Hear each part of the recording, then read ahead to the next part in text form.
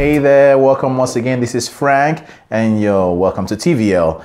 Now I'm sure you must have seen this. In fact, I'm sure it's familiar to everyone. All right, you know, this writing, this design on the wall, musical design, and I'm sure you know that it's related to music, but maybe you've seen it all your life and you don't have a clue what it means. Well, today I'm gonna break it down for you, okay? So at least you have that knowledge. It's very good. Knowledge is very good. All right, so there are two ways a singer or a musician can play music or learn music or perform it. One of the ways is using this sheet music. It's a sheet music. It's like a musical language. You just give it to the singer or the musician and they just start playing what's in there. It keeps you really disciplined. You know, you can replicate it anytime, any day, as long as you have that. And the other way is by ears, which is the most common one we know. So we can have a very good singer who doesn't have a clue about sheet music, yet is very good in singing, deliver. And this also goes to choir as well. In fact, most traditional choirs or singers, you know, they still use sheet music and they're very disciplined. It's very good. So that brings me to the next thing. Which one is more important? Well, none. They are both important in their own way. For instance, if that singer who sings by ear or plays by ear, maybe a musical instrument, if they're free, they're not limited, you see, and this is a great skill to be able to do that. It's on the inside, right? But if they go to a place where sheet music is handed out, they may become limited and they may become paralyzed. All right, they may not be able to cope. All right, and like I told you, some places they still use it.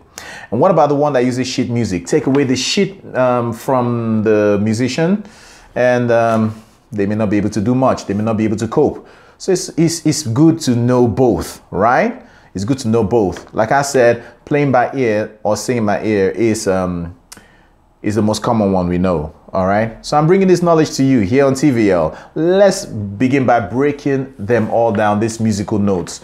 So we have a couple of them. Let's start with semibreve. Semibreve is the one you see right at the top, all right? Semibreve is just a round circle with a hollow inside, all right? So I'm gonna just go through all of them and then tell you what it means. So the first one is semibreve, the second one is minim, the third one is crotchet, the fourth one is quaver, the fifth one is semiquaver. All right, so on their own like this, just written out like this, they only give you one information, and that's length, duration. All right, they have to be placed in lines like this for you to be able to know what that sound is. So just the way they are like this without being placed on lines, they only give you duration. For instance, let's go back to the first one, semibreve.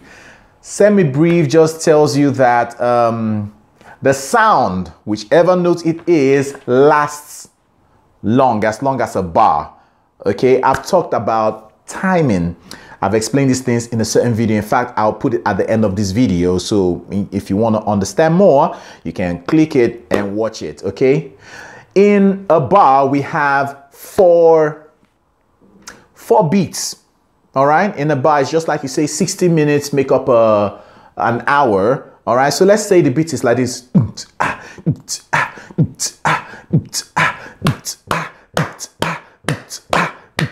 You have 1, 2, 3, 4, irrespective of the tempo. So you can have also a beat that goes.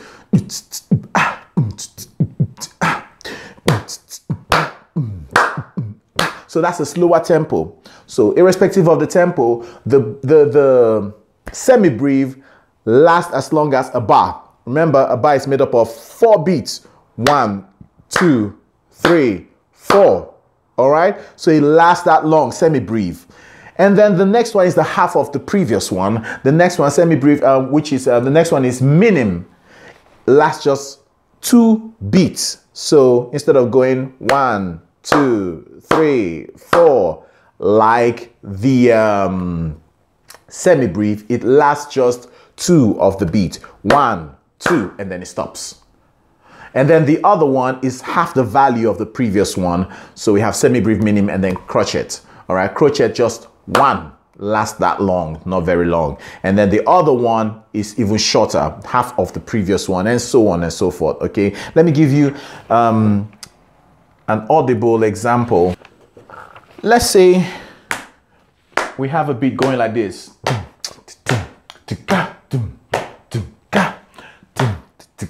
A semibreve will last for 1, 2, 3, 4. Listen, 1, 2, 3, 4. Okay, again on a higher octave. 1, 2, 3, 4. Oh, maybe you didn't hear it that time. So let's go again. 1, 2, 3, 4, and then it stops. Okay, and then minim lasts just 2 beats. Okay, so 1, 2, and that's it. And then crochet lasts only 1. Okay. All right, we're gonna play a song at the end, which is Twinkle Twinkle Little Star. Has lots of crochet in it. All right.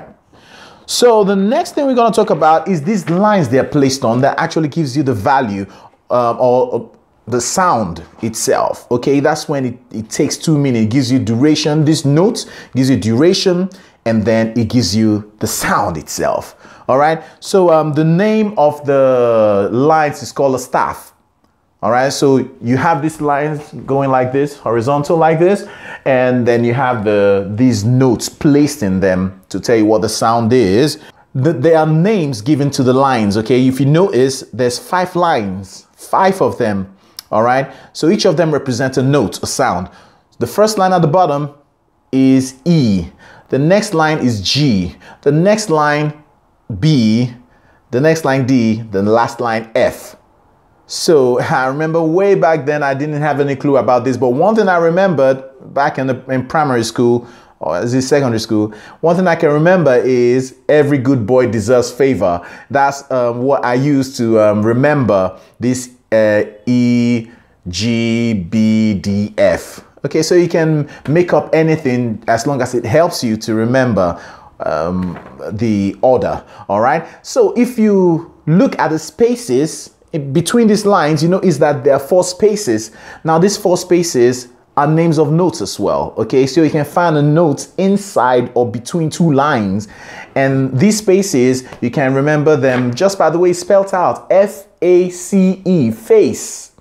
So if you put the 2 together, every good boy deserves favor, and the face between the lines, you have all the notes accordingly, like you're reading the alphabet.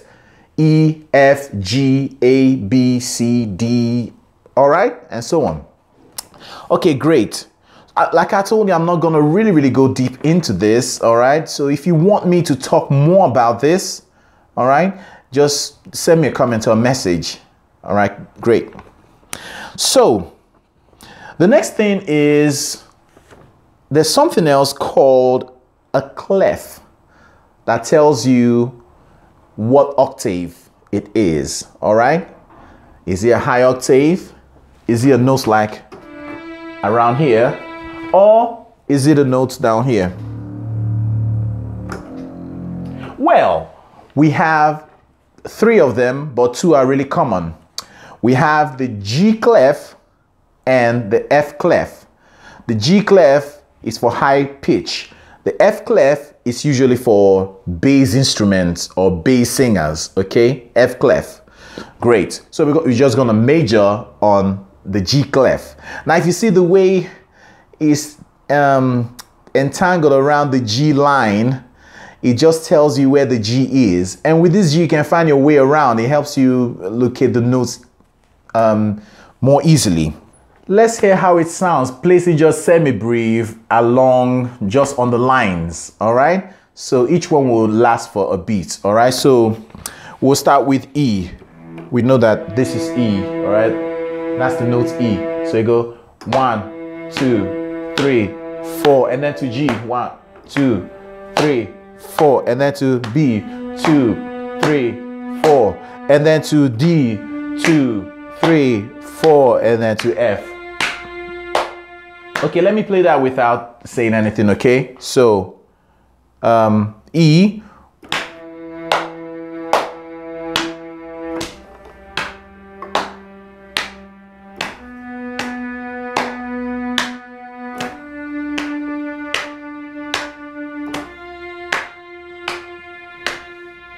So that's the notes you're seeing: E, F, E, G, B, D, and F. All right. So that's just an example. So if we were to play Twinkle, Twinkle, Little Star, we would use crotchets, because when you count, we'll first of all get the beat. Twinkle, twinkle, little star. So that's the tempo. These are the beats, all right? 1, 2, 3, 4. 1, 2, 3, 4. 1, 2, 3, 4. That would be the beat for Twinkle, Twinkle, Little Star. All right. And it's funny because A, B, C, D, E, F, G has the same melody as Twinkle, Twinkle. They are in fact the same. It's just different words. All right. Da da da da da da da. Anyway, that's by the side. Okay, so we know that it goes, every note you sing goes with a beat each, apart from one of them maybe along the line, and I'll show you that. Okay, so when you look at the sheet, you may need to watch this over and over again for it to make more sense to you. So it goes twinkle, twinkle, little star. So star at the end lasts for 2 beats. So we'll use minim there that lasts for 2 beats. All right. So the first twinkle, the first 2 notes are on the line below. By the way, that line below is an extra line called ledger lines, just in case, you know, there's a note that fell outside of these lines. You can extend it with a ledger line. Now, this may, if you've never heard about these things or never had knowledge about it, may sound confusing, but the more you watch it, the more research you do, the more it will make sense. And if you want me to explain further, like I said, you can let me know. All right, so that's why you find something just below a crochet below the staff. Okay, so the first 2, twinkle, is CC. That's why it's placed on that line. Twinkle, twinkle. All right, so it goes twinkle, twinkle. So that'll be the key, yeah? Twinkle, twinkle. So the next 2 notes is placed on G. Twinkle, twinkle. And that's why you find the crotchet placed on the G, and so on and so forth. So if you play everything, it would sound like this.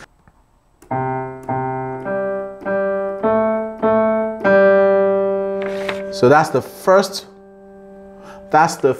2 bars. Then How I Wonder. If you notice, the note below the G is F. So we have 2 F. And then we have 2 E. And then we have 2 D. And then we have that one that lasts for 2 beats. All right. So the next line, then up above.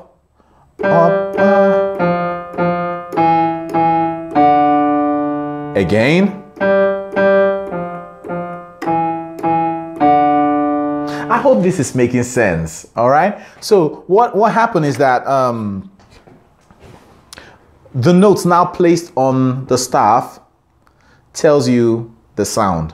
So the first twinkle is placed on the C, the line C. All right. Twinkle, twinkle is placed on G, the line G. All right. Is that making sense? Great. You know what? I'm gonna stop here. All right, I may do further videos, but based on you, if you want to learn a bit more about this, or is there a place you don't understand, I'll slow down, like especially this part where you begin to play it. All right, because I've practiced, I learned it, and I can flow. All right, so if you need me to explain more, I'll do that for you. All right, thank you for watching, and see you next time.